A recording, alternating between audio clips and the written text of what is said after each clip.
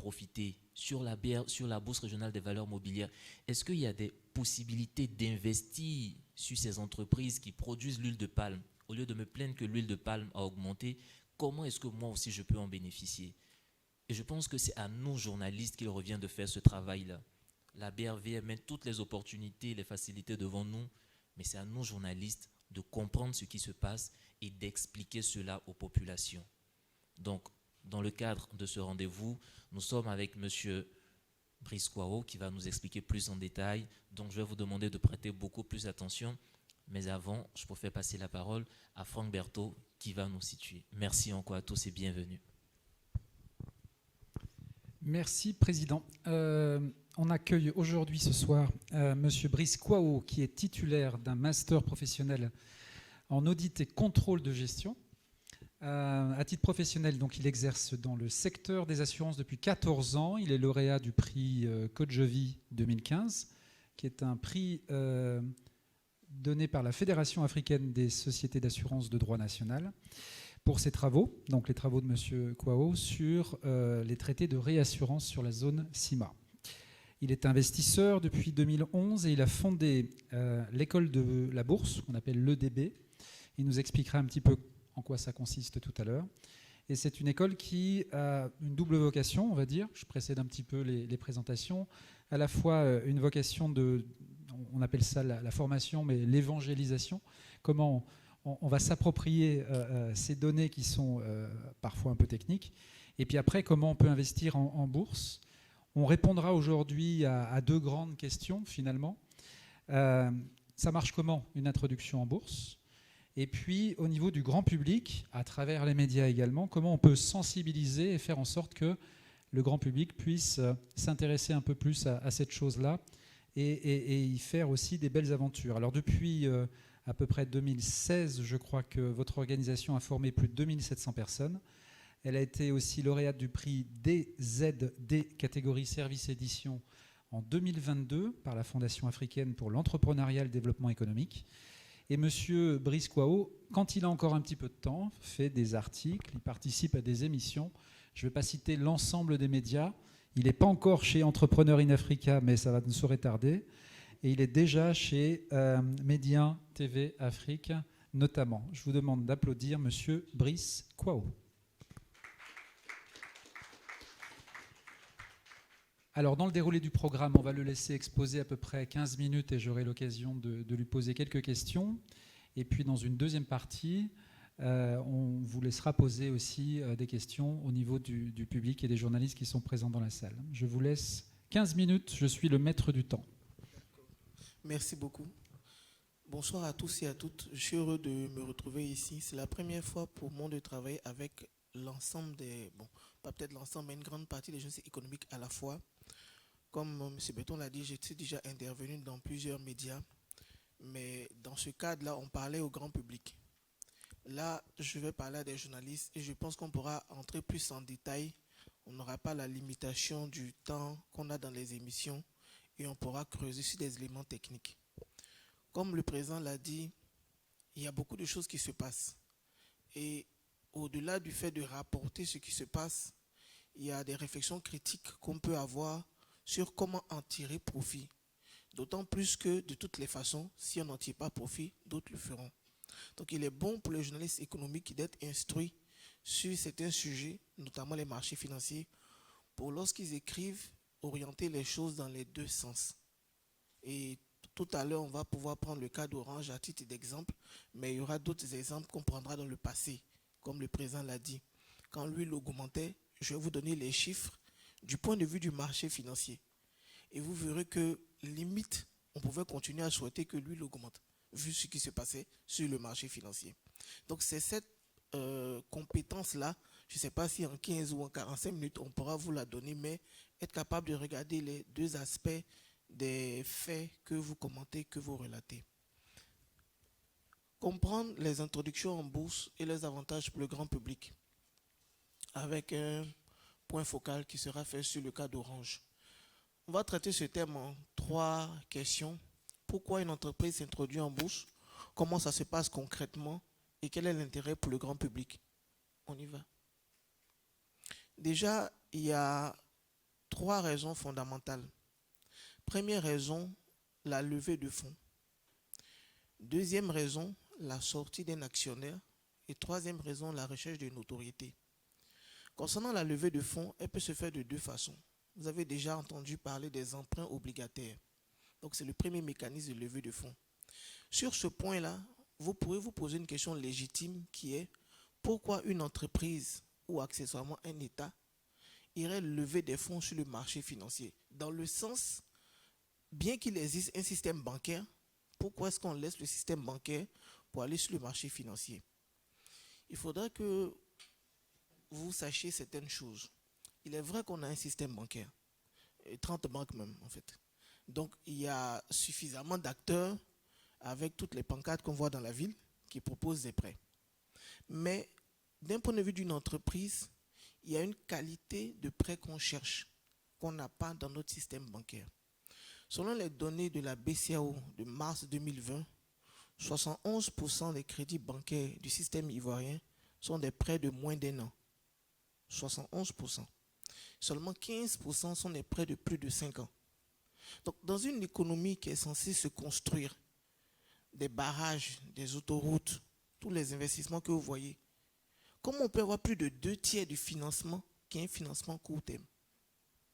Ça, c'est un sujet que vous pourrez poser aux banquiers quand vous allez les croiser. Mais c'est la réalité donnée de la BCAO. Donc, face à ça, une entreprise qui veut lever des fonds sur le long terme est bloquée en l'état actuel. Et vous voyez dans le discours des entrepreneurs.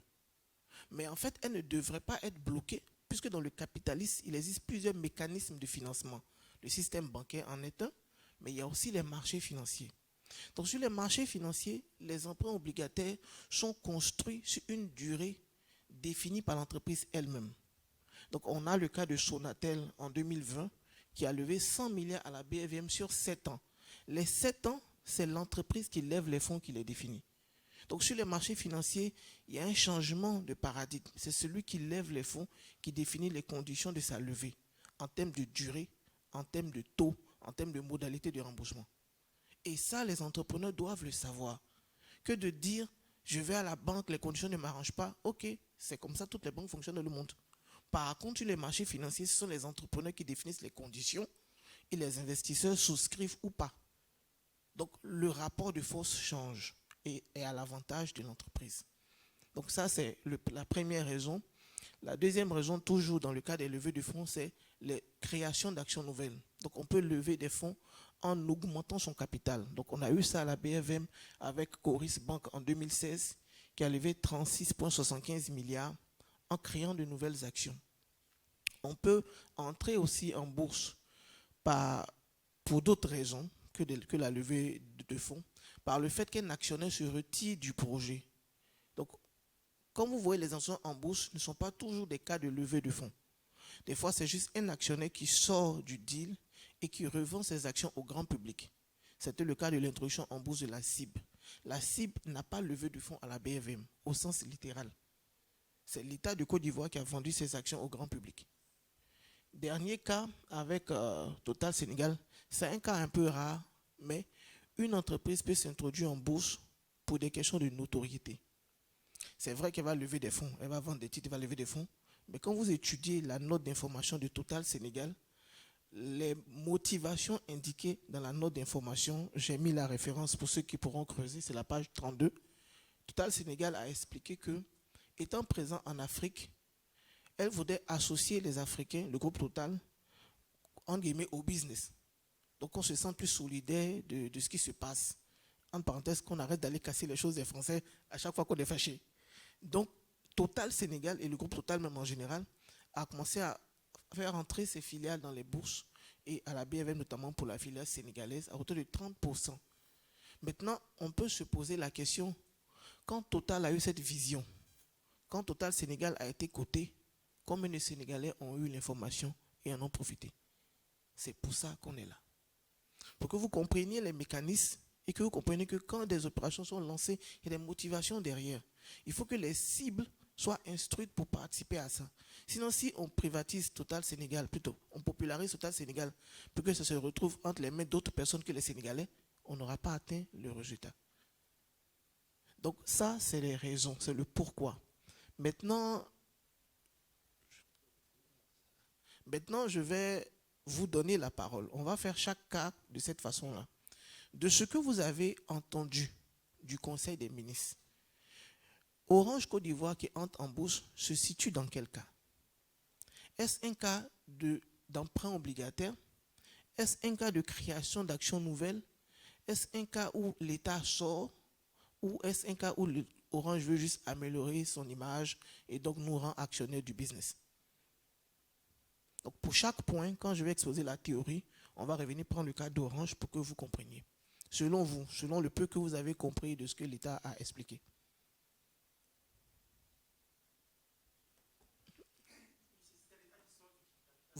Voilà. Donc, bien que vous ayez entendu 142 milliards, etc., ce n'est pas Orange Côte d'Ivoire strictement qui lève des fonds. Bien que c'est ce qu'on croit quand on parle d'introduction en bourse. C'est l'État de Côte d'Ivoire qui cède ses parts au grand public. Et comme la BFM a des réglementations, c'est 20% du capital. Donc, on a un peu forcé les autres à céder aussi parce que l'État n'avait que 10,5, je crois. Donc, Orange même va devoir vendre un peu. La famille Billon aussi. Ils sont déjà assez riches. Ils vont devoir vendre un peu aussi pour que tout le monde ait sa part dedans. Donc, retenez sur ce point-là, premier point, le pourquoi. Toutes les introductions en bourse ne sont pas question de levée de fonds, bien que la plupart renvoient à ça. On peut s'introduire en bourse pour d'autres raisons. Donc, ce sont les raisons qui ont été évoquées ici. On passe au comment. Concrètement, comment ça se passe? Il y a deux marchés qu'il faut distinguer. Un premier marché qu'on appelle le marché primaire, qui est le marché qui va être le lieu de la levée de fonds. Donc, je vais prendre les cas de levée de fonds pour que vous compreniez. Donc, lorsqu'on dit qu'Oris a levé 36 milliards, lorsqu'on dit l'État de Côte d'Ivoire veut lever 124 milliards, l'opération de levée de fonds, strictement, se fait sur un marché qu'on appelle le marché primaire. Sur ce marché, on va demander à l'entité de produire des éléments. Et c'est avec ces éléments qu'on va étudier est-ce qu'il est opportun de souscrire ou pas. Le premier élément qu'on aura, c'est la note d'information. Donc, on a le cas ici de Coris Bank. La note d'information, c'est le document, c'est le document que l'entreprise va produire pour se présenter aux investisseurs, pour expliquer son activité, son historique, ses performances, tous les enjeux. C'est un document de près de 140 pages. Donc, un tel document sera produit sur Orange. Pour qu'on ait le fond de qui est face à nous et pourquoi on est censé investir dans cette entreprise. Après la note d'information, après ou à peu près en même temps, on aura un deuxième document qui va sortir, qui est le bulletin de souscription. Voilà. Sur le bulletin de souscription, vous pourrez voir que la date est indiquée, le prix est indiqué, les quantités sont indiquées. Les opérations de type marché primaire, comme je l'ai dit, sont sous le contrôle des émetteurs. Donc l'entreprise ou l'État qui vient lever les fonds définit le prix, les quantités et les délais. Donc dans une logique de recherche de financement, c'est une information que les entreprises et les entrepreneurs devraient avoir. Ici, tu dis je veux l'argent et voici mes conditions. En banque, tu dis je veux l'argent, s'il vous plaît, quelles sont vos conditions? Et ça, les entrepreneurs ivoiriens et ouest-africains doivent le savoir. On a une bourse qui leur redonne le pouvoir de lever des fonds à leurs conditions. Donc, Coris ici précise toutes les conditions et vous ne pouvez que, comme vous voyez, renseigner votre nom et les quantités que vous voulez. Donc, voici la première étape d'une introduction en bourse, le marché primaire. Donc, note d'information pour voir le détail de qui arrive et bulletin d'instruction pour souscrire ou pas en fonction de votre décision en tant qu'investisseur. Quand cette levée se fait, environ 3 mois après, l'entreprise maintenant est cotée à la bourse. Dans le sens, les titres qui ont été émis vont être soumis maintenant à négociation auprès de tous les investisseurs, incluant ceux qui n'ont pas pu participer au marché primaire. Parce que les opérations de marché primaire, pour votre information, en général, ça ne dure pas. En un jour, on peut boucler une levée. Vous avez dû vous rendre compte sur d'autres opérations, NCI et autres, on annonçait des choses, le même jour, c'est fini. Parce qu'en fait, il y a des mécanismes de réservation par derrière. Moi, je suis en contact avec des SGI, on a déjà commencé à réserver Orange. Donc, dès que le bulletin sort, on retranscrit nos réservations et on peut boucler en un jour. Donc, généralement, tout le monde n'a pas. Donc, ça crée une attente au marché secondaire. Et quel est ce marché secondaire-là? C'est le marché qui permet maintenant les échanges des titres émis au primaire entre les investisseurs. Donc, ceux qui ont acheté NCA, Orange et consorts vont pouvoir les revendre aux autres. Et ceux qui n'ont pas pu participer au marché primaire vont pouvoir s'engager. Donc, il y a un bulletin typique du marché secondaire.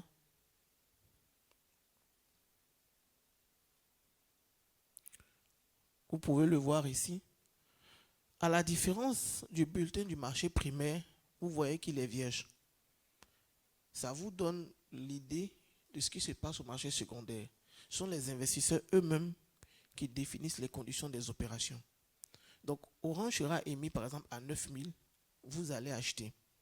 Et vous pourrez revendre Orange à 10 000 en écrivant 10 000. Et ainsi de suite, tous les jours, les transactions vont se faire comme ça, librement fixées par les investisseurs eux-mêmes. C'est ce qui donne les variations de prix que vous voyez en bourse. Parce que les titres maintenant sont au contrôle des investisseurs et circulent librement au gré des prix de chacun. Donc ça va se passer 2 à 3 mois après l'opération de marché secondaire. Maintenant, on revient sur le PowerPoint. De ce que vous avez appris et de ce que vous avez entendu, l'opération d'Orange qui est lancée actuellement, on est à quel niveau? Marché primaire, marché secondaire ou autre chose?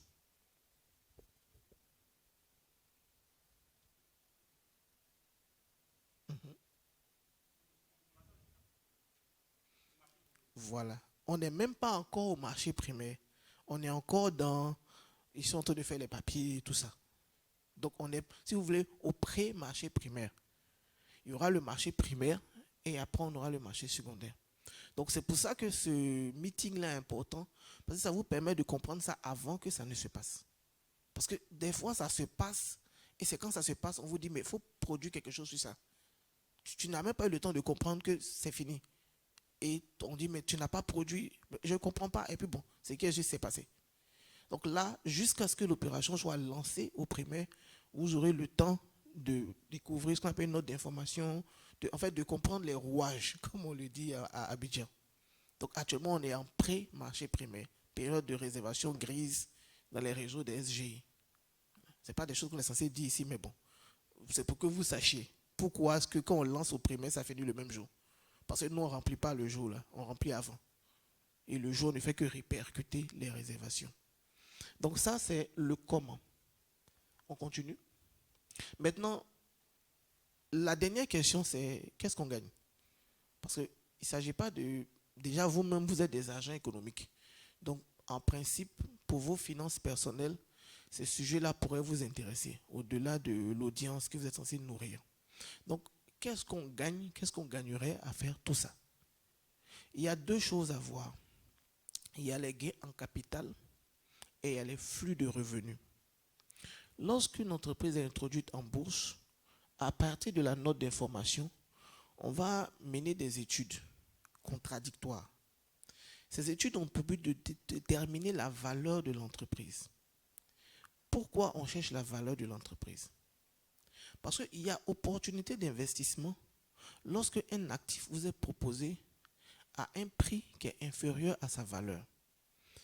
Ça peut vous paraître compliqué, mais allons sur un terrain peut-être avec lequel vous serez plus à l'aise, le terrain du football. Vous vous rappelez ce qui s'est passé avec le joueur de football Neymar? 220 millions d'euros. Qu'est-ce que vous en pensiez à l'époque? C'était un bon deal? Bien que journaliste économique, nous avons tous un esprit sportif en nous. Donc, qu'est-ce que vous en pensiez? Honnêtement, un simple joueur de football à 220 millions.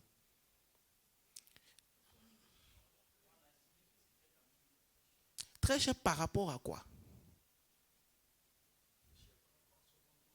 Son rendement, mais à l'époque, si vous remarquez bien, il était censé monter en puissance. Si vous vous rappelez. Bon, il n'est pas monté en puissance. Ça, c'est un autre sujet. Mais bien qu'il était censé monter en puissance, c'était un joueur qui était potentiellement ballon d'or, tout ce que vous voulez. On avait quand même un problème avec le fait de mettre 220 millions sur un seul joueur. Donc vous voyez, inconsciemment, les gens ont dit, ok, il a de la valeur, on sait. Mais à ce point-là, on a des doutes. Donc c'est ça l'idée de l'analyse fondamentale. C'est d'essayer de confronter le prix des actifs à leur valeur réelle. Et la valeur, on peut la déterminer, il y a des méthodes pour ça. Donc l'État veut vendre Orange à 9 500 l'action. Ok, sachez que 9 500, c'est un prix. Ce n'est pas une valeur. C'est le prix que l'État a fixé. Je disais sur Radio de la Paix la dernière fois que je me fais tirer les oreilles, mais bon. Il y a 3 ans, cette affaire-là devait être faite. C'est depuis 2019, on est dans les starting avec cette sorte d'Orange-là. Si vous prenez le cadrage budgétaire de l'État de Côte d'Ivoire, la levée devait être faite à 100 milliards et non 142. Prenez le cadrage budgétaire, octobre 2020, il y a 100 milliards qui étaient placés, c'était Orange. Ça n'a pas eu lieu parce que le Premier ministre Feu Amadougou est décédé, donc ça a chamboulé beaucoup de choses. C'est eux qui géraient les privatisations. Donc, qu'est-ce qui s'est passé au niveau d'Orange pour que Orange, entre guillemets, on estime que la part de l'État a 100 milliards et 3 ans après, ça vaut 142.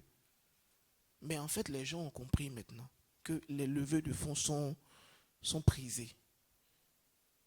Et ce n'est pas toujours au bon prix, malheureusement, qu'on nous propose les choses. C'est pour ça qu'on fait ce type d'analyse-là. Donc, il y a 2 cas, malheureusement, qui peuvent se passer. Ah, avance. Le premier cas, c'est qu'on trouve que le prix et la valeur ne coïncident pas. Alors, au marché secondaire, l'action va baisser. C'était le cas qu'on a eu avec NCA. NCA était coté à 9 000, l'action a baissé jusqu'à 3 000. Puis après remonter, actuellement on est à 5 200. 5 ans, presque 5 ans après. Donc quelqu'un qui a mis 1 milliard sur NCA ou 10 millions en fonction a perdu virtuellement 2/3 de son capital. Et je vous parle d'une opération que l'État a lancée. C'est pour vous montrer que c'est sérieux et en même temps c'est vrai et en même temps c'est délicat. Parce que les gens peuvent dire, est-ce que c'est vrai? C'est vrai, l'État lance effectivement, l'État va vendre des parts. Mais ce n'est pas parce que l'État vend quelque chose qu'il faut acheter à tous les prix. Il faut faire une analyse pour voir, est-ce que je peux déjà déterminer la valeur de cet actif-là? Et je compare au prix auquel l'État me propose. Donc, dans le cas d'NCA, moi j'ai écrit un article dans Financial Afrique que vous pourrez retrouver. Pourquoi j'ai vendu mes actions NCA? C'est le seul analyste à avoir écrit, entre guillemets, contre NCA. C'est comme ça qu'ils m'ont connu même. J'ai écrit pendant quelques années pour Financial, mais comme il a dit, j'ai moins de temps aujourd'hui pour écrire. Donc, on fait des trucs en direct. Et puis bon, voilà. Donc, c'est vraiment ça qu'il faut voir. Ce n'est pas parce que l'État vend quelque chose et que le quelque chose s'appelle Orange que c'est bon. Il y a une analyse à faire. Deuxième cas, la fibre, introduite à 2800, l'achat coûte 4500. Donc, il y a vraiment ce travail-là que nous, on fait au niveau de l'analyse financière, d'accompagner les investisseurs pour qu'ils comprennent quand il y a des introductions, on rentre maintenant, on les attend au marché secondaire. Donc, sachez qu'on peut rentrer, effectivement, dès qu'ils vont lancer, ou on pourra rentrer après, en fonction de l'analyse de valeur qu'on fera. Donc, on peut avoir un gain en capital, on peut avoir une perte en capital. Deuxième résultat qui, lui, est beaucoup plus stable, et c'est avec ça qu'on va terminer, ce sont les flux de revenus. Et dans le cas des entreprises, les dividendes. J'aimerais que les journalistes économiques de Côte d'Ivoire et ailleurs parlent un peu des dividendes. On parle déjà du prix du cacao, on parle déjà du prix du caoutchouc, mais je crois qu'on ne parle pas assez des dividendes. Donc, je vais vous donner un cas pour vous expliquer ce qui se joue. Quand une entreprise s'introduit en bourse, on devient actionnaire de cette entreprise. Elle nous donne beaucoup de choses, incluant une partie de ce qu'elle gagne, une partie de son bénéfice. On va prendre le cas d'une entreprise ancienne à la BFM pour que vous puissiez voir l'échelle de montant, la Société Générale. Dans l'esprit de beaucoup d'Ivoiriens, la SGBCI, c'est une banque française. Ce n'est pas tout à fait vrai. La SGBCI, maintenant SGC, est contrôlée à plus de 50% par Paris. Ce n'est pas faux. Mais le reste est contrôlé par qui? Je vous informe, 43,35% du capital de la SGBCI est disponible à la BFM pour le grand public. Et ça a été toujours le cas. Depuis toujours. Sauf que le grand public n'a jamais su. Donc, on va étudier les montants versés par la SGBCI au grand public que le grand public n'a pas reçu parce que d'autres personnes ont ces actions-là aujourd'hui. En 2005, La SGB, c'est 6 milliards de dividendes. 6 milliards 2 à 43%, ça fait 2 milliards 6. On paye des impôts sur les dividendes, 10%, l'IRVM. Donc ça fait 2 milliards 427 qui ont été versés aux investisseurs en bourse en 2005. 2006-2007 jusqu'à 2021, environ 13 milliards. Les dividendes, la générale, en 2021, c'était 34 milliards. 43% a été reversé à la BRVM pour le compte du grand public. Ça veut dire quoi? Ça veut dire que quelqu'un qui a investi sur la SGBCI en 2005, ou si vous voulez, tous ceux qui ont investi sur la SGBCI en 2005 et qui n'ont pas bougé, ont reçu presque 100 milliards cumulativement. Donc la SGBCI a reversé à l'économie ivoirienne, à travers les investisseurs BFM, 98 milliards de revenus nets d'impôts.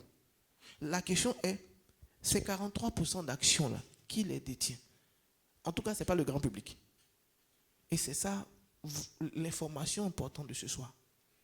Il faudrait que quand on crée des mécanismes pour intéresser la population à des business, la population sache et comprenne. Sinon, on va toujours dire c'est en haut qui mange. Mais si en bas ne sait pas et que rien ne se perd dans la nature, ça va rester au milieu. Ça ne va pas descendre. Donc, être conscient de ça. Orange va venir avec la note d'information. On y verra plus clair sur la politique de rémunération. Mais déjà, groupe Orange qu'on connaît, on a Sonatel qui est coté. Sonatel partage entièrement son bénéfice. Donc, Sonatel, c'est 220 milliards de bénéfices entièrement distribués. Donc, si Orange a la même pratique, on a 100 milliards de bénéfices, plus ou moins, 100 milliards de dividendes. On aura 20% coté, ça veut dire 20 milliards distribués chaque année. Et ça, ce n'est pas une question de ça monte ou ça baisse. C'est de l'argent qui est versé. Donc, voici les deux raisons pour lesquelles vous-même, en tant qu'agent économique, et la population devrait mieux comprendre ces mécanismes-là. Il y a de l'argent et des milliards qui circulent. 15 minutes, ça tient?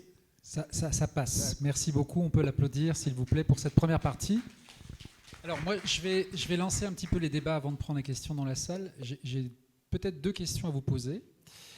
D'abord, comment vous fonctionnez par rapport au grand public, vous-même, parce que c'est une de vos missions, de sensibiliser, de permettre de s'intéresser un peu plus à la bourse. Et qu'est-ce que permet également la BRVM vis-à-vis du grand public? Parce qu'on a bien compris qu'il faut passer par une société de gestion SGI. Vous fonctionnez avec une d'entre elles. Et peut-être brosser aussi sur la BRVM, combien de valeur en ce moment sur cette base régionale, comment elle performe sur les 3 dernières années par rapport à d'autres bourses continentales, et qu'est-ce qui ferait l'intérêt d'un agent, d'un docteur, d'un enseignant ivoirien d'aller boursicoter, comme on dit, et d'aller utiliser un petit peu de placement de son épargne sur ce marché-là. Déjà, au niveau de l'école de la bourse, notre mission est très simple. Rendre l'investissement en bourse facile et accessible à tous. C'est aussi simplement formulé. Donc, pour atteindre ce résultat, on produit des articles, on produit du contenu.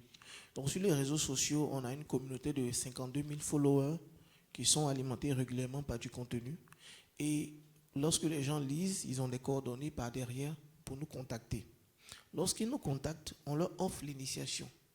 Donc, on est la première et la seule école, je peux dire dans toute l'UEMOA, à initier gratuitement le grand public. Et je lui répète chaque fois qu'on a les médias face à nous. Si quelqu'un ici veut apprendre la bourse, l'initiation est gratuite. Donc, on va donner des contacts après. On a créé des cours vidéo. Donc, qu'est-ce que la bourse, qu'est-ce qu'on y vend, qu'est-ce qu'on y gagne, combien ça coûte, tout ça, c'est en vidéo. Et on vous envoie les vidéos. Ça, c'est l'initiation. Donc, quand la personne est initiée, qui veut maintenant en savoir plus, on passe à une deuxième étape qui est comment on investit concrètement, qui est le cours payant de l'école de la bourse. Donc, c'est une démarche en 2 étapes. Initiation gratuite, meeting, tout ce que vous voulez. Tant qu'on est sur l'initiation, moi je viens. C'est pour ça qu'on a beaucoup de contenu, on a beaucoup de partenariats avec les médias. J'ai décidé, quand j'ai créé l'école, de rendre l'initiation gratuite. Et on est le seul à faire ça. Les gens ne payent que pour comment investir. Donc ça, c'est notre démarche. Ça nous a permis de passer de 20 personnes formées par mois à notre début 2016 à 100 personnes formées par mois aujourd'hui. Mais 100 personnes formées par mois dans une population de 100 millions d'habitants, on est loin du compte. C'est pour ça qu'on continue de parler, pour dire aux gens, pour prendre votre dernière question, pas sur l'avant-dernière slide. Voilà. On a parlé des dividendes en termes de montant. Donc la SGBC verse 13 milliards, verse je ne sais pas combien. Mais ce que moi je reçois en tant qu'investisseur, c'est quoi? C'est ce qu'on appelle un rendement. C'est le quotient entre le dividende et le prix de l'action. Donc, on va travailler avec un investisseur de 2005. Pourquoi je dis 2005? Parce que on est tous d'un certain âge, on travaille depuis un certain moment. Moi, je travaille depuis 14 ans. Et j'aurais aimé savoir ça quand j'ai commencé à travailler.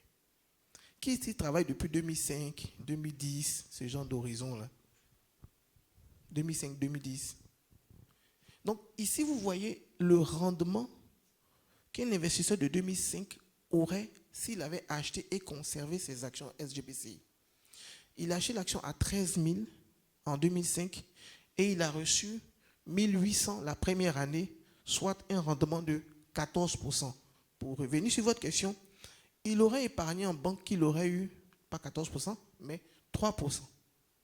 Et l'année qui suit, 16% jusqu'à 77%.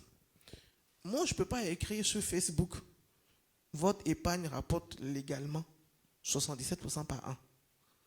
Ils vont me signaler, Facebook va me bloquer. Donc, on ne peut que vous dire ça.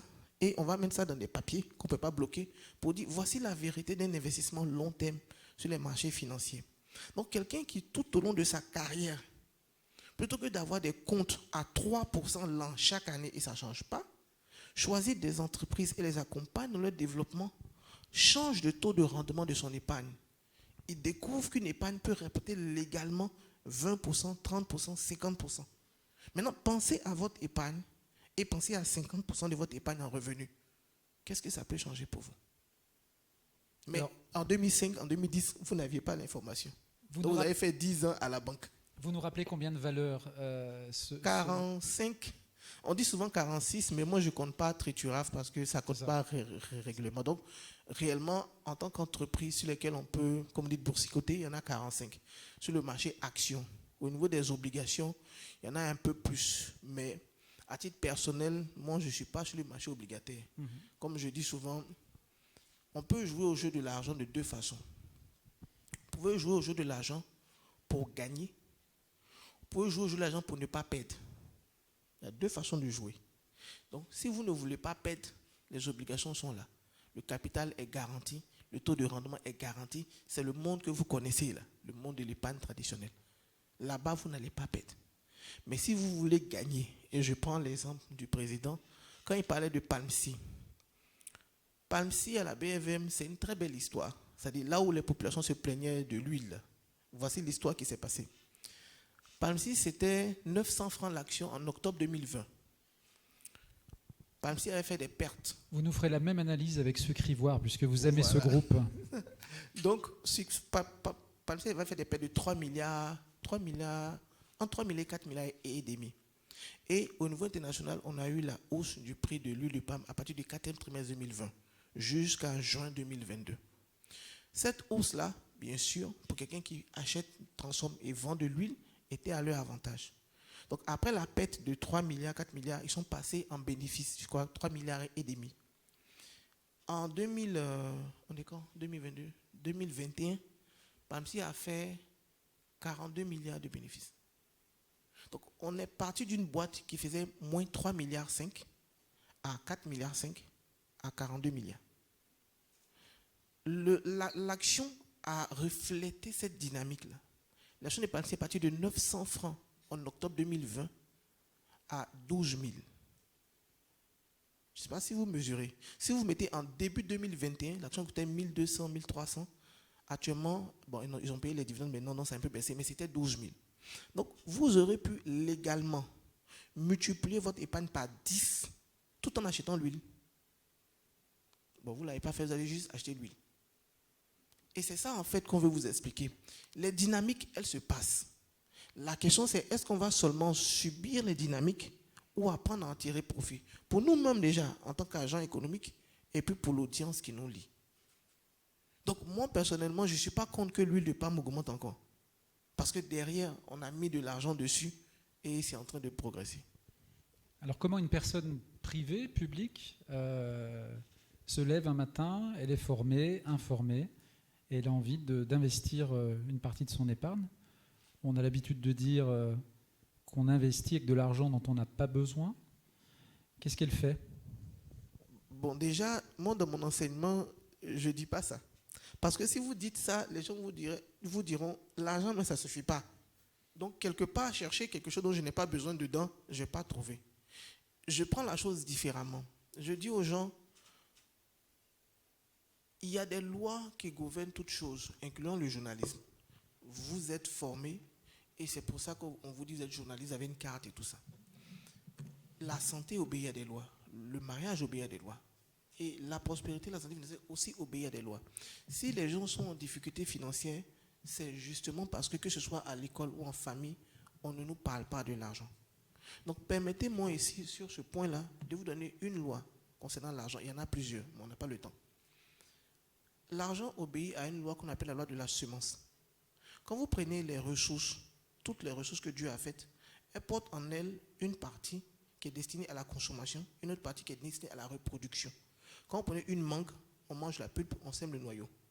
Quelqu'un qui veut donc avoir toujours des mangues, tout ce qu'il doit faire, c'est de s'aimer les noyaux et de manger les pulpes. C'est aussi simple que ça. Et c'est pour ça qu'on a encore des mangues. L'argent obéit au même principe. Il y a une partie consommation, il y a une partie reproduction et semence. Mais l'argent a un problème.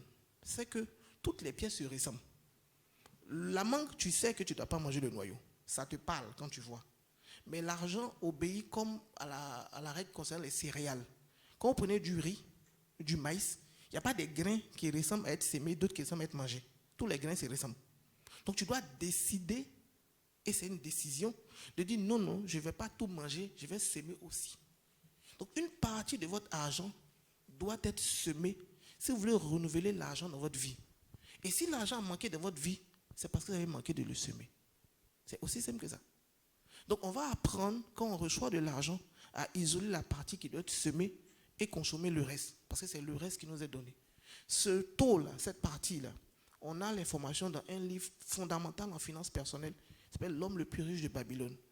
C'est un livre qui a été valorisé, divulgué aux États-Unis en début 1900, qui a été trouvé par les archéologues à Babylone, qui est l'enseignement financier de Babylone, 3000 ans avant Jésus-Christ sur l'argent. On a retrouvé ça dans des tablettes de pierre. Et on en a fait un livre. Malheureusement, ce n'est pas un best-seller. Ça n'intéresse pas les gens. Et dedans, il y a les 5 lois sur l'argent. C'est la première dont je viens de vous parler. L'or vient volontiers à l'homme qui met de côté au moins 1/10 de ses gains pour créer un bien en prévision de son avenir, celui de sa famille. Donc à l'EDB, on enseigne aux gens la loi de la semence. Ne cherchez pas de l'argent dont vous n'avez pas besoin, vous n'allez pas trouver. Isolez 10% et puis semez. Aussi longtemps que vous allez semer de l'argent, aussi longtemps que vous allez le récolter. C'est aussi simple que ça. Donc ça, c'est pour la partie qu'est-ce qu'il faut mettre. Maintenant, comment le faire? C'est d'entrer en relation avec les sociétés de bourse qu'on appelle les SGI. Nous, on travaille avec Bridge Securities, il y en a 30 sur le marché. Quand vous voyez vos banques, par exemple, EcoBank a une SGI, EDC. NCA a une SGI, ainsi de suite. Donc, les SGI ont toujours été là, sauf qu'on ne les a pas mises en avant. Je dis souvent, quand vous allez à NCA, la banque est au premier étage, la SGI est au 4e étage. Il est temps de monter au 4e étage. Beaucoup de gens restent au rez-de-chaussée. Donc, les SGI sont là, elles ont toujours été là. Et c'est elles auprès de qui vous ouvrez un compte qu'on appelle un compte titre. C'est le compte des opérations de bourse. C'est avec lui qu'on fait les achats et les ventes. Donc, nous, notre rôle, ce n'est pas de lever des fonds, ce n'est pas de prendre votre argent, c'est de répondre à vos questions. On a un rôle d'école. Après, quand vous voulez pratiquer, vous ouvrez un vrai compte, vous mettez du vrai argent et puis on commence à bosser. Le délai moyen sur les ordres en ce moment, le délai moyen sur les ordres en ce moment, c'est-à-dire le délai de réactivité d'un banquier, parce que ça va se poser sur certaines opérations qui sont en spéculation, en titres volatiles, etc., où il y a un moment, il faut être extrêmement rapide. Or, dans la machine, tout va dépendre de la réception, de votre ordre d'achat, de votre ordre de vente, du prix que vous avez indiqué, est-ce qu'il est accepté, il n'était pas accepté en période de vente. C'est quoi le délai moyen d'un ordre fait par un agent du NSGI ? Bon, ce que je dirais, c'est qu'on a effectivement des plaintes dans la pratique de retard de traitement des ordres de bourse. Déjà, il faut savoir que les SJ sont une société privée, donc libres de leur mode de fonctionnement. On a 3 approches dans l'intermédiation boursière actuellement sur le marché. On a des SG, dont je tairai le nom, qui demandent que leurs clients se déplacent. En 2022, là, on doit se déplacer pour passer des ordres de bourse. Pour des raisons évidentes, je ne vais pas dire leur nom ici. Donc ça, effectivement, ça pose un vrai problème. Parce que jusqu'à ce que tu arrives là-bas, ce que tu veux comme opportunité là, c'est déjà passé. Il y a des SG qui fonctionnent avec des mails et des SG qui ont des plateformes de trading. Donc ils sont inscrits dans la dynamique de la BNVM sur la bourse en ligne. Donc nous, avec Bridge Securities, c'est une SG avec une plateforme de trading. Donc vous êtes chez vous, vous ouvrez votre téléphone, vous passez votre ordre de bourse. Mais ce n'est pas le cas chez tout le monde. Ça, il faut le préciser. Ça, c'est la partie passer l'ordre de bourse. Maintenant, la partie exécution, il y a deux choses à voir. Il y a la qualité de l'ordre que vous passez et il y a le délai d'exécution formel défini par la BFVM. Concernant la qualité de l'ordre que vous passez, je dis souvent à mes étudiants que quelque chose qui coûte 4 000, que tu mets 4 000, vous tous vous mettez 4 000. Forcément, ça va poser un problème. Parce que vous êtes tous à l'achat à 4 000, il y a peut-être 2 vendeurs à 4 000, et puis tout le reste, ils sont à peut-être 4 050 francs, machin. Quand on passe un ordre de bourse, il faut mettre peut-être un 5 francs, un 10 francs. Ça te différencie des autres parce que c'est classé par prix. Donc le fait de mettre 4 000, 10 francs, tu es au-dessus de tous ceux qui ont mis 4 000. Et ce n'est pas pour 10 francs que tu ne vas pas avoir tes rendements. Donc il y a ces petites techniques-là qu'on apprend aux gens. Quand on a fini d'étudier une valeur, ce n'est pas pour 5 francs, 10 francs que l'analyse est faussée. Donc ça permet déjà de te remonter dans le carnet. Maintenant, la SGIL, maintenant ça c'est les délais normaux, hein, c'est 3 jours. Donc quand ils arrivent à passer l'ordre, à l'exécuter, la livraison faite par le marché de la BFM, c'est 3 jours. Donc je lis souvent des comparaisons que les gens font avec les marchés étrangers. On peut acheter à l'étranger lundi, être livré lundi, revendre même le même lundi. On appelle ça du trading intraday. Chez nous, ce n'est pas possible. Quand tu achètes lundi, tu es livré mercredi, voire jeudi. Donc tu ne peux pas revendre lundi ou mardi. Donc moi, le trade le plus rapide que j'ai fait, c'est un trade d'une semaine sur Palmsy en 2011. C'est le trade le plus rapide que j'ai fait. Parce qu'il faut être livré et remettre en vente. Donc chez nous, on n'est pas sur un marché typiquement de trading à cause des délais. C'est un marché d'investisseurs moyen long terme, de gens qui regardent leur retraite, qui regardent leurs enfants, qui regardent leurs projets immobiliers et qui disent, au lieu d'épargner pendant 5 ans pour acheter ce terrain, je vais placer de l'argent sur Palmsy et, gloire à Dieu, 1 an après, ton argent a fait x10. C'est des choses comme ça, mais pas j'achète lundi pour vendre mardi. Ce n'est pas ça ici. Merci beaucoup. Je vais commencer avec l'autorisation du président. Une première série de questions du public. Je vous demande juste de vous présenter et puis une question courte. Pas de contribution pour le moment, puis après on verra pour la fin de la conclusion s'il y a des contributions dans la salle. Alors je vais prendre 3 questions, s'il vous plaît.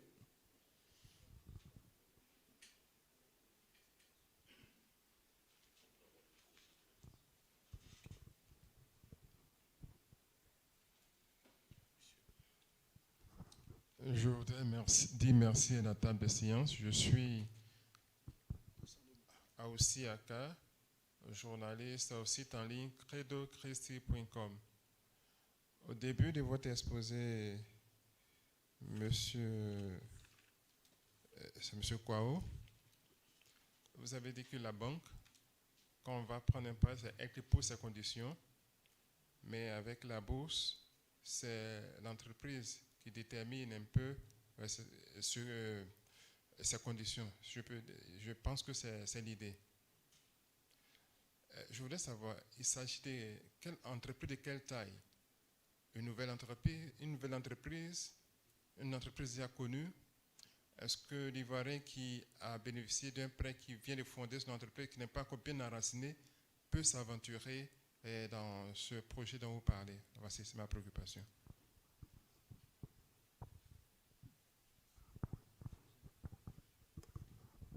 Bonjour à tous, je suis Christian Gueye. Et avant, je voudrais vraiment dire merci aux conférenciers pour la pertinence de l'enseignement. Et oui. Ok. Donc, je me rends compte qu'il y a beaucoup d'informations que nous ignorons en tant que journalistes et surtout l'accès à l'information économique. Il y a vraiment un besoin d'information économique pour nos populations que nous-mêmes, journalistes, dans un premier temps, que nous ignorons. Quand on vous écoute, on se rend compte qu'il y a encore beaucoup de choses que nous devons nous-mêmes savoir. La question que je veux poser, c'est est-ce qu'il y a un indice qui permet d'étudier la valeur du prix, comme vous l'avez dit tout à l'heure, concernant les actifs? Est-ce qu'il y a un indice qui permet de calculer cela? Merci.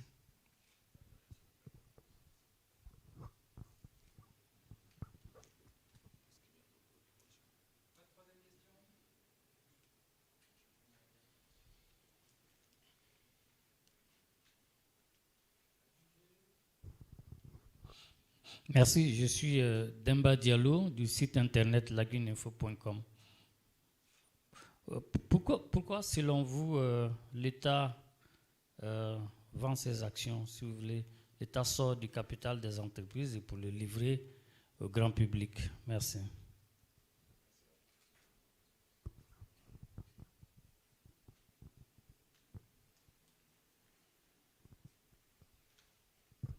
Première question sur la taille des entreprises qui s'introduisent sur le marché.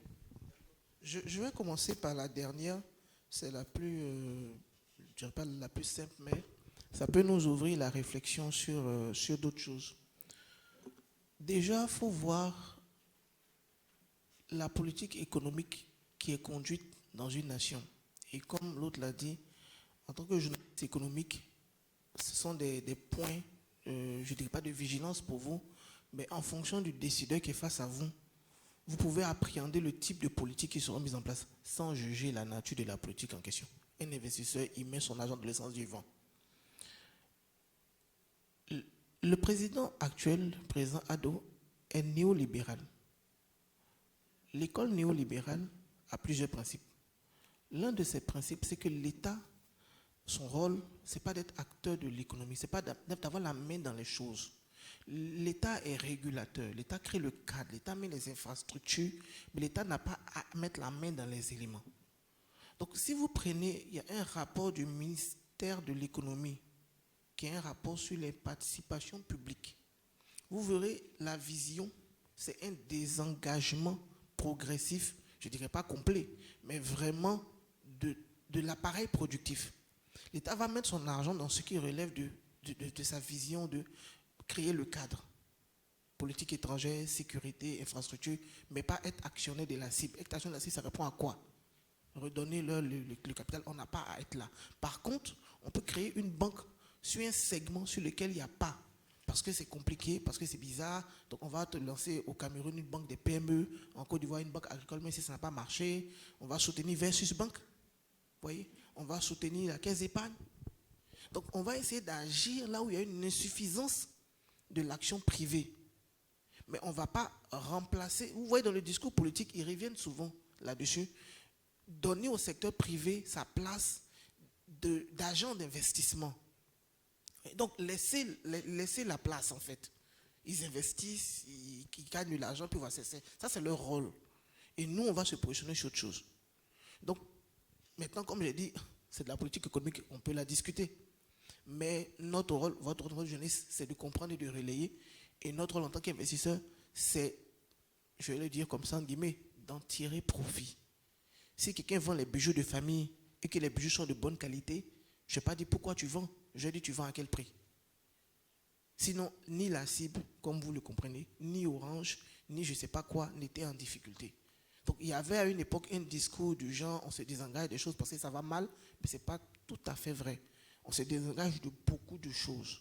Et ce rapport-là pourra vous donner plus de détails. C'est bon? D'autres questions sur les indices et puis une question sur la taille des entreprises, donc en introduction. Quel type d'entreprise peut lever des fonds? Question de M. Aoussi. Déjà, je suis un peu désolé, mais l'exemple que vous avez pris aurait été effectivement salutaire pour beaucoup d'entrepreneurs, mais ce n'est pas possible.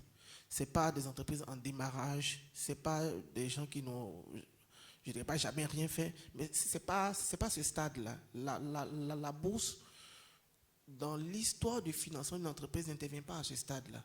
Bon, ça va me permettre de vous donner un peu ce schéma-là. À la création d'entreprise, qu'est-ce qu'on a? On a de l'autofinancement et du love money. Donc, les fonds de démarrage d'une entreprise proviennent soit de l'entrepreneur lui-même ou de sa communauté. Donc, autofinancement, love money. Après, dans le développement, l'entrepreneur est appelé à trouver des gens qui croient en son business, qui vont donner un capital d'amorçage, un capital de développement. On va parler des business angels. Après les business angels, on va aller à un autre niveau, qui sont les fonds d'investissement. Donc, quand vous étudiez l'histoire de Apple, Facebook et compagnie, vous allez voir cette dynamique-là. Donc, autofinancement, Love Money, après Business Angel, après fonds d'investissement, et c'est après l'étape des fonds d'investissement qu'on va sur le marché financier. Donc, dans l'approche anglo-saxonne, vous voyez qu'il n'y a pratiquement pas la banque même. Parce que la banque vient après. Quand tout est clair, tout est fini, le modèle économique est éprouvé, il y a des flux de trésorerie compréhensibles sur 5 ans, c'est là que la banque vient. Donc, nous, notre problème, c'est que quelqu'un qui est au démarrage, il dit, mais la banque ne m'aide pas. La banque a besoin d'historique fiable pour s'engager. Et il faut qu'au milieu, des gens valident ces étapes-là pour que vous arriviez. Donc, les marchés financiers, ce n'est pas pour le démarrage déjà. Donc, en l'état actuel de la BFM, c'est pour des grandes entreprises. Vraiment de grandes entreprises, capital, 500 millions, 1 milliard, chiffre d'affaires, 1 milliard, ce genre de choses-là.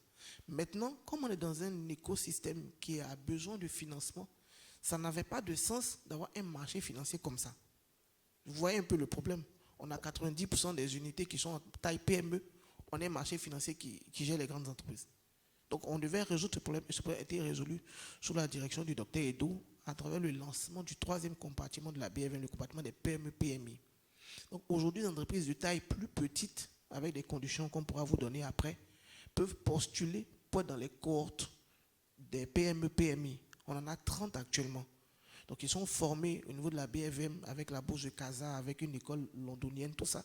On essaie de leur apprendre comment ça se passe et comment ça va se passer. Parce que le marché financier, c'est une autre réalité. Vous connaissez nos PME.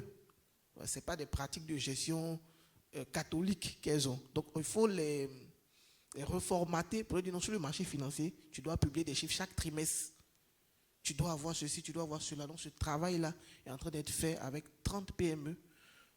Selon ce que j'avais appris, le directeur était enthousiaste pour des introductions prochainement. Donc, il faut que ça commence pour que les gens sachent que les PME peuvent entrer en bourse. Puis je pense qu'après, on aura beaucoup plus en volume que les 30 là. Dernière question, indicateur pour étudier la valeur d'une entreprise. Déjà, la question de la valeur d'une entreprise, c'est une question qui est, même en finance, mais elle n'est pas carrée. C'est-à-dire, on peut calculer la valeur de plusieurs façons. Il y a 3 écoles de pensée. Donc, il y a une que je vais prendre pour que vous compreniez, c'est elle qui est la plus simple. Une entreprise peut être valorisée en fonction de ce qu'elle possède. C'est l'école du patrimoine. Donc, quand tu réfléchis comme ça, l'indicateur que tu vas utiliser s'appelle le PBR, Price Book Ratio. Le PBR exprime le prix de l'entreprise en fonction du patrimoine de l'entreprise. Donc, c'est un nombre à virgule généralement. Donc, quand tu as une entreprise qui a un PBR de 1, ça veut dire que son prix correspond à la valeur de son patrimoine réel. Donc, en bourse, école de Benjamin Graham, Value Investing, on dit qu'une action à bon prix lorsque son PBR n'excède pas 1,5, par exemple.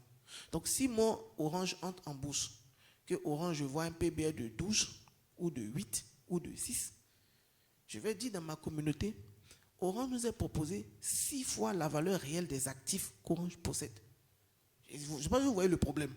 Quelqu'un possède 100 milliards d'actifs, il est vendu 600 milliards.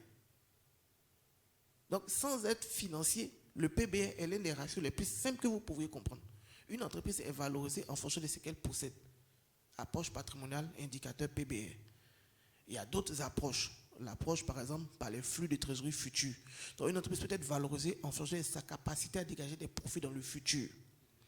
Une entreprise est valorisée par rapport aux autres entreprises qui sont comparables. Donc, il y a beaucoup d'approches. C'est tout ça quand Orange, on va avoir la note d'information, on va disséquer pour sortir la valeur et comparer au prix, pour voir est-ce qu'il y a opportunité.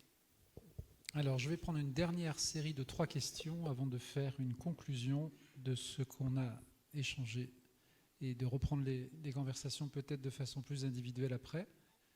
Au fond de la salle.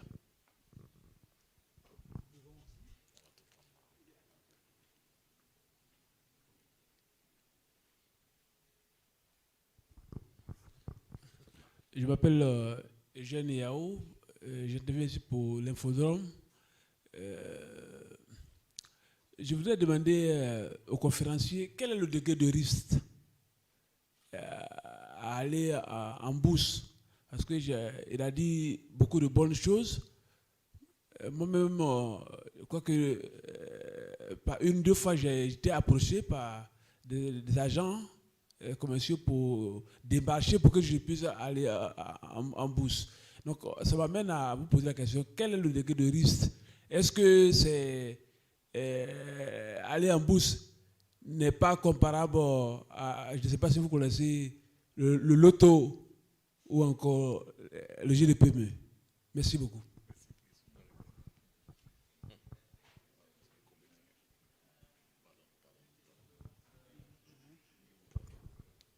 Oui, bonsoir, je suis Jean-Mémose Konandi, rédacteur en chef de SICA Finance.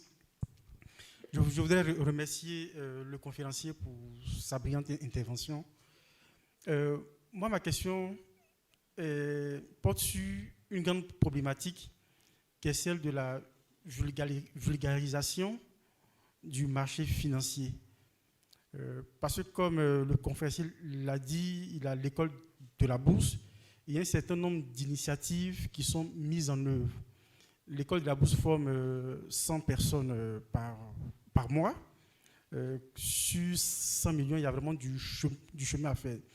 Donc là, je veux dire, est-ce qu'il y a une petite idée de ce qui peut être fait pour que dans 2, 3, 4, 5, 10 ans, le citoyen lambda puisse s'intéresser un peu plus à la bourse et puis chercher donc à investir un peu plus sur le marché financier. Je crois que dans les pays développés, ça revient à un stade où c'est quasiment du jeu. N'importe qui, les gens investissent facilement à la bourse, mais ici, ce n'est pas encore un réflexe. Donc, M. Kouao, selon vous, qu'est-ce qu'on peut faire pour accélérer ce processus pour que dans 10 ans, on ne soit pas encore à chercher à approcher les gens pour les inciter à venir sur le marché?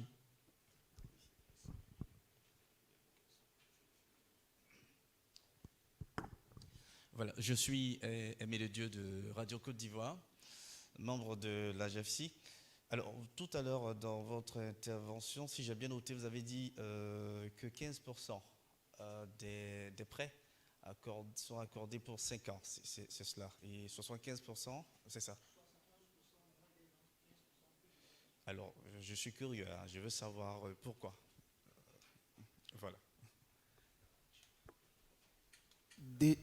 Déjà, je vais commencer par la dernière question. Je ne suis pas banquier. Je suis pas banquier. Mais en tant que financier, je dois dire qu'il y a 2 problèmes. Il y a effectivement un problème qui vient des banques. Mais il y a un problème aussi qui vient des acteurs économiques eux-mêmes. Nos banques ont des modèles, comment dit-on même, des modèles de gestion. On ne peut pas le leur reprocher, mais à un moment, il faut qu'on puisse tropicaliser l'enseignement qu'on reçoit. Vous voyez, on a parlé de la bourse, tout le monde a compris. On essaie de tropicaliser l'information. On n'a pas dit des choses compliquées ici, des choses comme ça. Donc, chaque fois que un Africain tient quelque chose, il faut qu'il puisse faire l'effort quand même de tropicaliser. Donc, quand tu prends des modèles de gestion bancaire tels que les Occidentaux le font, tu dis 3 ans de compte certifié. C'est bien, mais 90% de l'économie est informelle.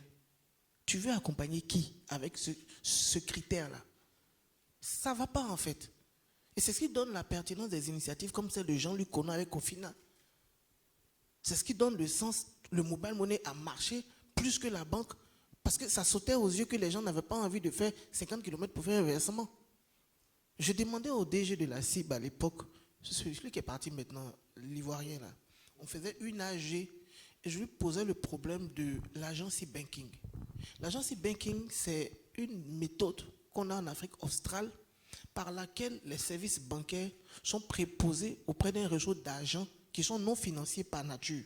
Par exemple, les supermarchés, les pharmacies, les stations-service, mais qui vont relayer des services financiers. Imaginez-vous si aujourd'hui, dans chaque supermarché, dans chaque pharmacie, dans chaque station, vous avez des guichets.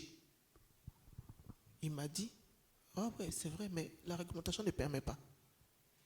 Pourquoi? C'est ça en fait, c'est ces questions-là qu'on doit se poser. On ne peut pas avoir 600 banques ou 600 combien de points pour 30 millions d'habitants, ça ne va pas. Je n'ai pas vérifié l'indicateur, mais j'ai lu quelque part qu'on aurait plus d'agence bancaire à Casa que dans toute la Côte d'Ivoire. Ça reste à vérifier, bien sûr. Mais quand tu comptes les rapports de la BCEAO sont là, il y a un problème, en fait. Donc, oui, il y a des choses qui clochent au niveau des banques. Il y a une démarche, il y a des dispositifs qu'on peut améliorer. Mais entre nous, est-ce que nos entrepreneurs, là aussi, là, ça va? Il y a des choses qui ne vont pas. Il y a 3 bilans, le bilan de la banque pour avoir crédit, le bilan des impôts pour payer moins, et puis le vrai bilan. Donc, il faut aussi qu'il y ait une éducation pour créer des entreprises qui sont finançables, qui prennent des entreprises dans lesquelles on peut mettre de l'argent sans se poser trop de questions. Donc, il y a ce double travail-là. Donc, c'est bien de tirer sur les banques, je tire sur elles des fois, mais il faut aussi que nos entrepreneurs puissent se rendre crédibles au financement. Donc, il y a 71% de prêts sur moins d'un an parce que les banques gèrent l'argent des gens et n'ont pas envie de prendre des risques avec des acteurs qui sont à 90% dans l'informel. Donc, il y a aussi ce travail-là. Qu'est-ce qui peut être fait? Non, ça, je garde ça pour la fin. Degré de risque lié à l'activité boursière. Effectivement, on a présenté les choses d'un point de vue de qu'est-ce que ça rapporte. Et dans ce sens-là, en termes de profit. Mais il y a des risques à la bourse et il faut pour cela être formé. Être formé pour voir comment traiter, comment appréhender et puis comment maîtriser ce risque-là.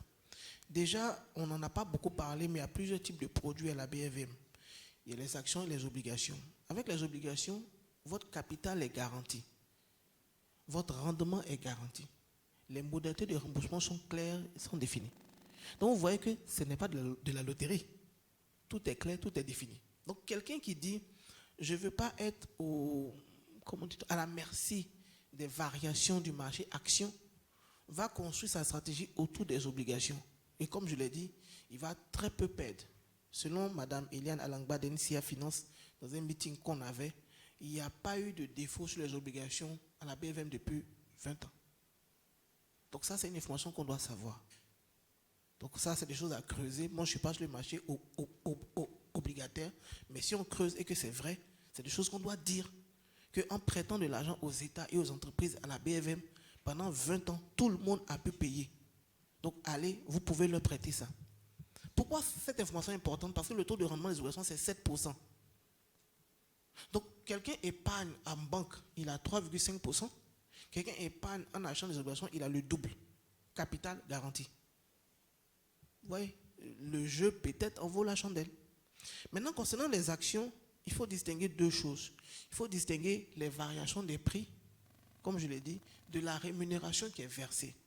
Donc, là où on a l'impression que ça ressemble à de la loterie, c'est j'achète quelque chose à 10 000 lundi et puis ça vaut 9 000 mercredi. Oui, c'est possible en bourse. J'ai parlé du cas de NCA. Mais comme je l'ai dit, je reprends le cas de NCA. Moi, j'ai vu, j'ai même écrit un article dessus. Donc, par la maîtrise, par la formation, on peut appréhender quand même certaines choses et puis ne pas mettre de l'argent dessus. Ça, c'est concernant les variations de capital. Maintenant, concernant les flux de revenus, il faut voir que si je reçois de l'argent chaque année, comme ce que je vais montrer sur la SGBCI, chaque année, on me donne de l'argent. J'achète mon action à 10 000. Ça vaut 9 000. Après, ça vaut 12 000. Après, ça vaut 8 000. Après, ça vaut 15 000. Mais c'est que si chaque année, on me donne de l'argent pendant 100 ans, dans le cas de Coca-Cola. Coca-Cola partait des dons depuis 1920. Je vous pose la question. Les variations des cours, là, quel impact ça a sur moi? Vous comprenez? C'est ça qu'on veut vous expliquer. La bourse, ce n'est pas que les variations des prix. Il y a de vraies entreprises qui partagent du vrai argent. Et il y a les variations de prix. Donc, quelqu'un peut être un investisseur qu'on appelle un investisseur rentier. Moi, je suis un investisseur rentier.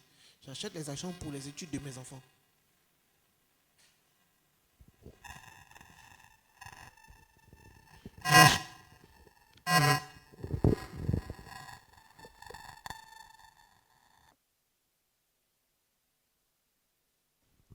J'achète les actions pour les études de mes enfants. Le compte des enfants a été ouvert en avril 2018. Vous devinez que depuis avril 2018, les actions montent, les actions baissent. Ça change quoi pour moi? Chaque année, je reçois mes dividendes en millions. Je paie les études. Fin de l'histoire. Donc, il faut savoir qu'il y a plusieurs stratégies. La stratégie qui vous fait penser à la loterie, c'est le trading. J'achète en vue de vendre plus cher. Pas de bol, ça ne marche pas toujours comme ça. Des fois, c'est moins cher et je perds. Ça, c'est le trading. Il y a la stratégie de rente et la stratégie de croissance. C'est ce qu'on explique dans Comment investir. Quand tu viens sur un marché, en fonction de ton profil, il y a des stratégies qui vont avec toi. Quand tu veux financer ta retraite, les études de tes enfants, ou même prendre ton indépendance financière, c'est la stratégie de rente. Vous avez dû déjà croiser ça sur YouTube. Des gens qui disent qu'ils ne travaillent plus à 40 ans, ils reçoivent des dividendes et des loyers, on appelle les rentiers. Donc cette stratégie-là, par exemple, excusez-moi, on s'en fout des fluctuations des cours de bourse. Parce qu'on est actionnaire de l'entreprise sur la vie de l'entreprise. Imaginez-vous si nos arrière-grands-parents avaient acheté les actions de BCC. La BCC peut-être depuis 1972. On ne sait pas. Donc, on n'en profite pas. Est-ce que l'action a fluctué? Oui. Mais maintenant, tout l'argent qu'ils ont eu pendant 50 ans, tu es sûr qu'ils n'ont pas récupéré déjà le prix de l'action? Ça fait longtemps qu'ils ont récupéré ça. Donc, c'est ces stratégies-là qui peuvent mitiger le risque. Mais Mousse, je suis heureux de te retrouver là. On a fait quelques trucs avec Sika Finance à l'époque. Qu'est-ce qui peut être fait pour améliorer la culture boursière? Malheureusement, ce n'est pas une seule chose, comme toi-même tu le sais. On a plusieurs problèmes. On a des problèmes au niveau de notre culture. On ne parle pas d'argent. Comme le président l'a dit, c'est, je pense, votre premier meeting, on entend de parler comme ça d'argent. Donc, il faut que l'Africain enlève le tabou qu'il y a sur l'argent. Pour qu'on commence à en parler déjà en famille. Nous, à l'école de bourse, on a fait un meeting le mois passé qui est sur notre chaîne YouTube, l'éducation financière des enfants. Donc, comment éduquer financièrement nos enfants? On aura un meeting dimanche sur Telegram. Comment la banque, la bourse et les assurances peuvent nous aider à financer les études des enfants. Donc, on construit du contenu, on emmène les gens à s'asseoir, on travaille, on fait des vidéos pour qu'on brise le tabou sur l'argent. Donc, parler d'argent déjà en famille, parler d'argent à l'école, et je félicite ton patron, Daniel, le fait d'aller dans les écoles, parler de ça, faire des concours, ça permet de passer l'information. En éducation financière, au niveau de la BCAO, il y a 3 cibles. La cible des élèves et des étudiants. La cible que moi je manipule, c'est les actifs et les PME-PMI, c'est ce qu'on disait tout à l'heure. Donc, il faut faire ce travail sur les élèves et les étudiants, mais il faut faire ce travail aussi sur les actifs. Donc, nous, à l'école de la bourse, je ne dirais pas qu'on ne reçoit pas d'élèves, mais ce n'est pas les élèves notre cible. C'est des gens qui gagnent de l'argent et qui veulent le faire fructifier. C'est pour ça qu'on est là. Le président, on se connaît, il m'a dit, ah, il y a telle chose. Je dis, je viens. Que ceux qui ont une épargne sachent que 43% de la SGBC est disponible. Il parlait de CESO d'ici. Écoutez, 48,5% du capital de la chaude ici est disponible pour le grand public depuis toujours. Donc oui, les Français ont pris. Ils ont pris combien? 51%. Donc quelque part, on doit le savoir. Et dans 15 ans, on va discuter des autres 51% là. Mais pendant le temps, on met la main sur les 48%. Et vous savez qu'on n'a pas mis la main dessus. C'est d'autres personnes qui ont pris. Donc, quelque part, c'est bien de dire ouverture à la concurrence. Mais prenez le cas des télécoms. 100% du secteur est dominé par des étrangers. Donc, c'est ouvert à la concurrence. Et 100% des profits est rapatrié. Ça sert à quoi?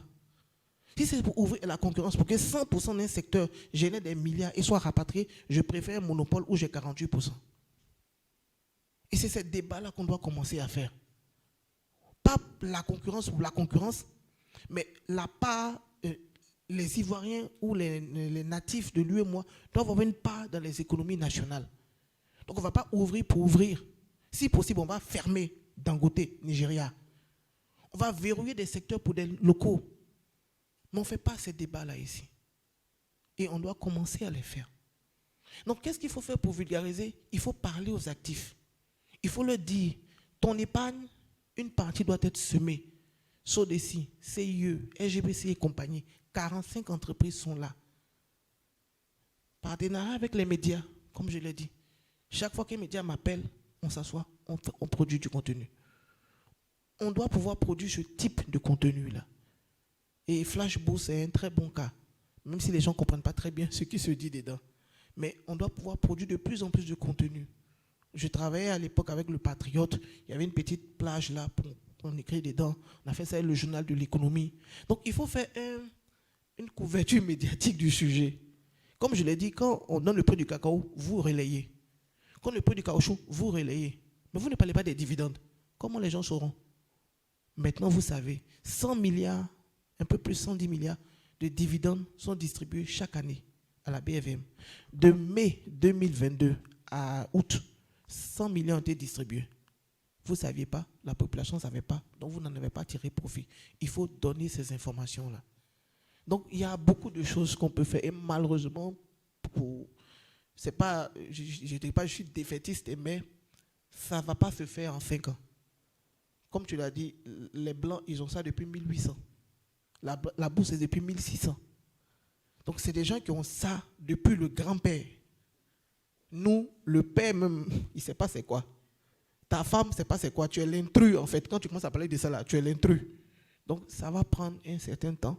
Mais je crois, avec ce qu'on a reçu avec l'EVA, les Ivoiriens ne plantaient pas EVA avant. On a mis la lumière sur ce qui se passait là-bas. Nous, on a une communauté d'investisseurs. On fait des reportages avec NCI. On montre des gens qu'on forme, qui investissent dans l'immobilier, qui achètent des maisons avec les gains de la BFM. On en a plusieurs à l'école de la bourse. Donc, faire des reportages sur les communautés, SICA, EDB, montrer les investisseurs en bourse, mettre des visages. Regardez ce qui se passe avec l'entrepreneuriat. On a maintenant des émissions avec les entrepreneurs. On connaît Goris Maxwell, Benaziz. C'est ça qu'on doit faire avec la bourse. Mettre des visages, mettre des résultats. Et ça peut aider. Alors, c'était presque une conclusion de la part du speaker. On va s'arrêter là. Je crois qu'on a une allocution après du représentant de la BRVM ou pas? Il n'est pas arrivé? Tu veux le faire à sa place? Tu prends ce risque? Ça marche. Alors, je vais demander à la salle d'applaudir d'abord les exposés. Et puis peut-être en 3 minutes, nous faire une conclusion sur les deux grandes questions. Enfin, on va dire la grande question, et je reprends la question du confrère chez SICA.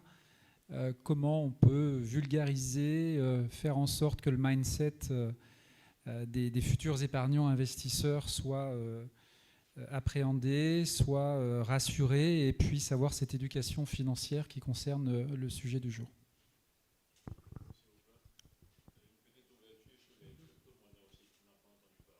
D'accord. Bon, déjà, les crypto-monnaies, ça fait partie du marché financier. C'est un autre marché, le marché de la crypto. Mais je vais faire d'abord la conclusion. Comme on l'a dit, 2 mots, informer et éduquer. Donc, avoir, dans votre cas en tant que journaliste, dans vos colonnes, des espaces d'information sur le sujet. Et ensuite, des espaces d'éducation. Donc, quand vous dites, la SGPC paiera les dividendes, ça c'est l'information. Il faut expliquer au lecteur. Et si on fait ça de plus en plus, informer, expliquer, on va lancer un mouvement. Moi, quand je finis de faire une émission à Radio de la Paix, on dit, on est appelé pour demander ton numéro, etc. etc. Les gens écoutent, hein, les gens lisent. Donc, informer, éduquer. Ça, c'est ce qui relève des médias. Comme je l'ai dit, mais nous, on a des entreprises derrière. Il y a d'autres choses sur le terrain qu'on peut compléter. Mais déjà, vous, ouvrez des colonnes. Nous, on est disponible pour faire du contenu. Vous pouvez dire, est-ce que tu peux nous produire un truc sur les dividendes? On sort le truc en question, vous corrigez en tant que journaliste et on publie. Maintenant, attends, concernant les cryptos, les cryptos constituent une nouvelle classe d'actifs, comme vous l'avez vu vous-même, qui vient, pas peut-être en opposition, mais sur le marché de la monnaie. Donc on a les devises, on a la monnaie traditionnelle, et on a ces nouvelles monnaies qui sont en train d'arriver. Déjà, la monnaie a un caractère souverain, donc ça posait un premier problème. C'est les États qui battent monnaie depuis que le monde est un peu correct. Donc comment un individu peut de lui-même se lever et puis créer sa monnaie? Donc déjà, il y a ce problème-là que l'industrie a. Je crois qu'il y avait 10 000 crypto-monnaies. En fait, ils ont des sites qui recensent les cryptos. Et vous-même, quand vous lirez, vous verrez que eux-mêmes, ils se sont dit, il y a plusieurs articles dessus, qu'on n'a pas besoin d'autant de crypto-monnaies, finalement. Parce que si chacun se met à battre sa crypto-monnaie, ça pose un problème. Mais en même temps, leur industrie est par nature dérégulée. Donc, toi, tu as battu ta crypto-monnaie, tu viens dire, moi, je ne peux pas battre pour moi. Pourquoi? Je vais battre pour moi aussi. Donc, finalement, ils sont en train de se phagocyter eux-mêmes. Parce qu'il y a de plus en plus de nouveaux projets, Econ et compagnie, et ça disperse le capital. Il y a ça. Maintenant, ramener ça dans l'économie, c'est-à-dire, qu'est-ce qui va faire que toi et moi, on va mettre ça dans notre circuit économique? Donc, il y a tout un travail d'éducation que Binance a commencé. Venir en Afrique, rencontrer les dirigeants et dire, Visa, Mastercard ont intégré le Bitcoin. Vous pouvez essayer d'intégrer le Bitcoin. Ça peut permettre de lever des fonds. Donc, ce même travail d'information, d'éducation, commencer par les dirigeants, mettre ça dans des circuits. Mais il faut stabiliser la création. Sinon, ils auront le même problème que les monnaies qui veulent remplacer. Autant on dit, les États-Unis battent le dollar à souhait, autant vous créez des cryptos à souhait. Donc, ça ne résout pas le problème. Il faudrait stabiliser le marché, trouver 20 ou 30 cryptos qui valent le coup. On leur donne un statut, ça devient des monnaies alternatives et ça suit son cours. Mais ça va aller en profondeur de la philosophie de leur industrie, comme un peu la philosophie d'Internet. Donc, tant qu'ils n'ont pas fait ce dépassement-là, je pense qu'ils vont rester quelque chose pour du trading. Nous, on a eu 2 cours à l'EDB dessus, mais jusqu'à aujourd'hui, je n'ai pas encore investi. Parce que moi, je ne suis pas trader, je suis rentier. Donc, je mets mon argent dans des choses qui rapportent de l'argent, pas des choses qui montent et qui baissent sans raison. Pour l'instant, si vous avez de l'argent, il y a des terrains à Bassam. En fait, il faut... Vous savez, soyons concrets, soyons pratiques. Tous les riches que vous connaissez, depuis que le monde existe, là, ils ont fait 3 choses. Entrepreneuriat, bourse, immobilier. Binance, là, c'est une entreprise pour celui qui l'a fondée. Souvent, on oublie. Quand quelqu'un vend la crypto-monnaie, là, il n'est pas crypto-investisseur, il est entrepreneur. Et c'est toi qui es son client. Donc, quelque part, si vous voulez faire fructifier l'argent, vous allez commencer à imiter les riches. Les riches, ils entreprennent ou ils investissent en bourse et en immobilier. C'est ces 3-là qu'ils font d'abord, avant d'aller faire ce genre de choses-là. Donc, si vous avez de l'argent, on se parle pour les opportunités du marché. Merci. Stéphane, je te laisse un petit mot de conclusion peut-être. Alors merci, je veux dire encore au nom de tout le monde ici, merci en tout cas au speaker, merci M. Brice Kouao, on a beaucoup appris.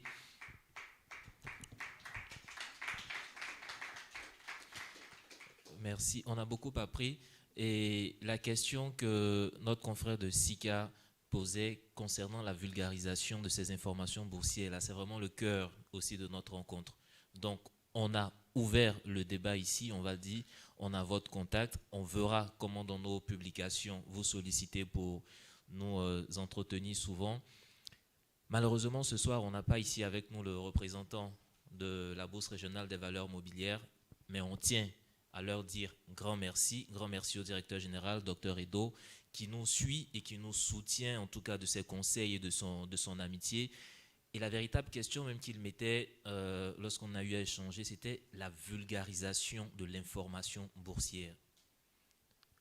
Aujourd'hui, beaucoup de personnes ne savent pas ce que la BRVM met à leur disposition. Donc, ils ne savent pas quel intérêt ils ont à aller vers la BRVM. C'est à nous, journalistes, de faire ce travail. Et aujourd'hui, c'est un premier pas. Et il y a un projet, aujourd'hui, on a eu à peine 1h30, 1h45 minutes, mais il y a un projet de formation même pour les journalistes avec la BRVM, un séminaire de formation, où on va aller comprendre. Aujourd'hui, on a entendu un thème, PBR. Il y a peut-être d'autres termes encore que nous devons comprendre. Donc, avec la BRVM, la Bourse régionale des valeurs mobilières, nous allons essayer de nous aguerrir un peu plus pour pouvoir produire des articles, faire des émissions de qualité pour faire comprendre aux Ivoiriens c'est quoi la Bourse régionale des valeurs mobilières, quel intérêt l'instituteur a à aller investir, avec combien je peux investir, comment ça se passe. C'est à nous chaque matin, chaque jour de le faire dans nos colonnes, dans nos articles. C'est nous qui allons le faire. Je veux juste terminer sur ce petit exemple-là. Quand on regarde aujourd'hui les matchs de football, aujourd'hui quand on nous dit Lionel Messi va jouer un match contre l'équipe de Cristiano Ronaldo, mais regardez le tapage médiatique qui est fait un mois à l'avance. Ça fait que ce jour-là, même si vous n'êtes pas football, vous allez vous asseoir pour vous demander mais qu'est-ce qui va se passer dans ce match? Ce sont les médias qui créent cette motivation ou bien cette envie. Donc c'est à nous de reprendre notre rôle dans la société. C'est nous qui donnons l'information, c'est nous qui aiguillons les décideurs, c'est nous qui construisons l'information. Prenons notre rôle et les journalistes économiques ont tout à gagner dans cette nouvelle aventure. Je vous dis merci. Merci à tous.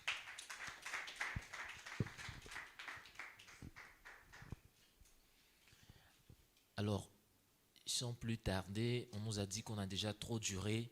Il y a un cocktail à nous servir autour duquel on va se dire au revoir et puis échanger un peu plus. Merci encore et on va au cocktail.